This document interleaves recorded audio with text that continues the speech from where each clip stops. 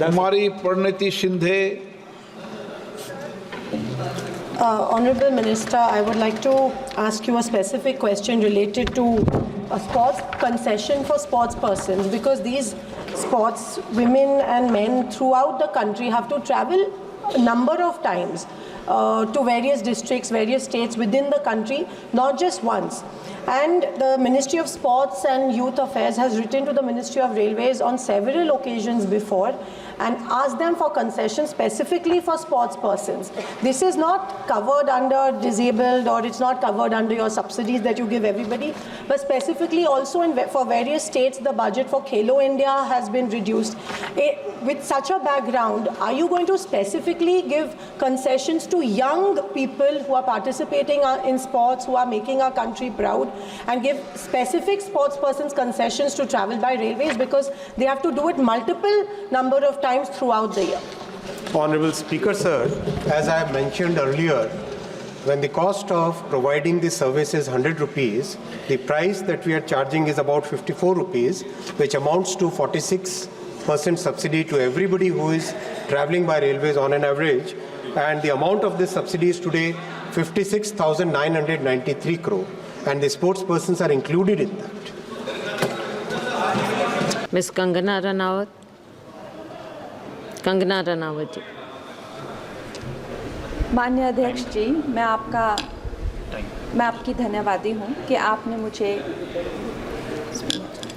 आपने मुझे railways amendment bill 2024 पर अपने विचार रखने का मौका दिया. माननीय रेल मंत्री श्री अश्विनी वैष्णव जी द्वारा प्रस्तावित इस बिल का मैं स्वागत करती हूँ. जैसे कि हमारे प्रधानमंत्री श्री नरेंद्र मोदी जी हमेशा ही कहते हैं कि सरकार का काम होना चाहिए जो लोगों के जीवन में सरलता लाए, चाहे वो लॉज हो, ब्यूरोक्रेसी हो या सरकार के दफ्तर हों, उनके लिए वो एक्सेसिबल होने चाहिए और उनके लिए जो है वो किसी तरह का स्ट्रेस जनरेट ना करें और इजीली अवेलेबल होने चाहिए. निश्चय ही ये जो बिल है इस उद्देश्य में जो है वो सफल होता है और इसके अंतर्गत जो है 1905 में जो रेलवे बोर्ड एक्ट था उसको 1989 में जो रेलवे एक्ट है उसमें क्लब किया जा रहा है. निश्चय ही इस तरह के जो एक सिंगुलर लॉ बनाकर जो है वो आई फील कि हमारे जो साधारण मानवीय हैं उनके लिए बहुत ही इजीली अवेलेबल होंगे, एक्सेसिबल होंगे, इसीलिए मैं इसका स्वागत करती हूँ.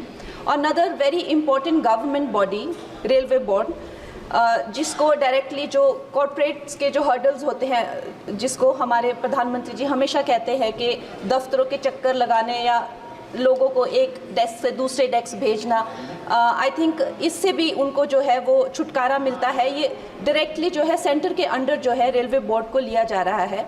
इसका भी मैं पूरा स्वागत करती हूँ.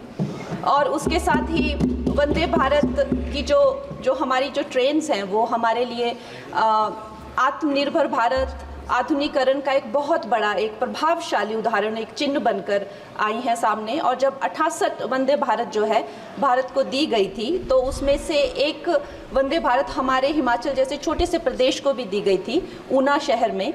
उसके साथ ही मैं जानती हूँ कि हिमाचल बहुत ही एक दुर्गम क्षेत्र है, मगर जिस तरह से हमारी सरकार भारतीय जनता पार्टी जम्मू कश्मीर हो गया या और पहाड़ी इलाके हो गए, उनमें जो है इतने ज़्यादा रेल प्रोजेक्ट्स जो है वो लॉन्च कर रहे हैं. उसी के साथ भी हमें भी हिमाचल के लिए बहुत ज़्यादा जो है वो सर्वेज हो रहे हैं, रेल का बजट मिला है. शिमला हो गया या धर्मशाला, कांगड़ा और बैजनाथ हो गया, ऐसे ना जाने बहुत सारी जगहों पे, हमीरपुर जैसी जगहों पर जो है बहुत सारे प्रोजेक्ट्स आ रहे हैं. लेकिन मैं माननीय मंत्री जी का ध्यान मैं मंडी क्षेत्र की तरफ लाना चाहूँगी. एक्चुअली मंडी क्षेत्र 60 to 70% ऑफ जो हिमाचल का जियोग्राफिक एरिया है वो मंडी क्षेत्र में ही आता है. और हमारा जो क्षेत्र है उसमें अभी तक इस तरह का ना कोई सर्वे हुआ है, ना सुविधा है.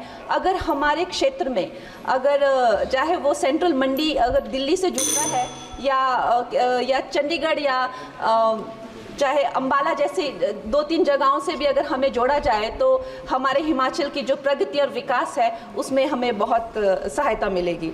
और उसके साथ ही मैं बहुत बहुत बधाई देती हूँ हमारे मंत्री जी को for the 2024 railway amendment bill. Thank you.